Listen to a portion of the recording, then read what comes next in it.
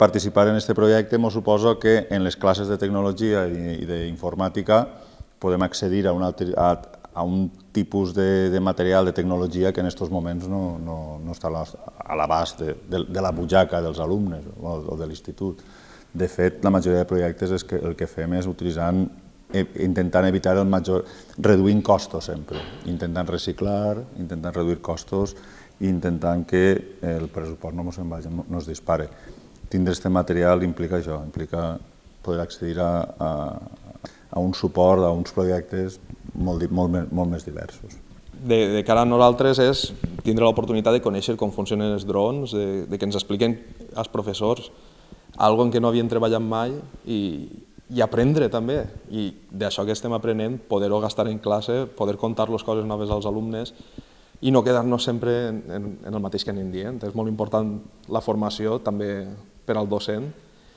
i de cara als alumnes és una motivació de veure un aparatet tan modern, que ara està tan de moda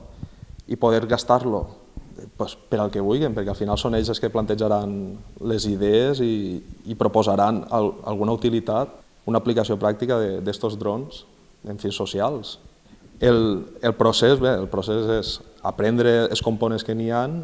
fer el muntatge, fer la configuració i després desenvolupar la idea, ja una volta el dron muntat, desenvolupar aquesta idea, aplicar alguna cosa, que no siga simplement volar el dron, sinó que el dron pot servir, tindre una utilitat per al poble. És la primera vegada que es fa a l'Institut l'Estació. L'any passat ja vam tindre l'experiència amb alumnat de l'Institut del Pou Clar i l'Institut Jaume I, i enguany se farà també en el Col·legi Concertat de la Concepció i en l'Institut l'Estació. Nosaltres, des de la Regidoria de Joventut i la Regidoria d'Educació, vam creure crear aquesta sinergia perquè aquest projecte conjuga tot el que en tinguem pretén ser, una ciutat innovadora, una ciutat educativa i que els xiquets i xiquetes de l'institut puguen desenvolupar el que seria un projecte social. No oblidem que el dron, l'efecte que tenen és un efecte social, han de tindre una idea original per a utilitat del poble, per això, com deien els mestres de l'Institut l'Estació,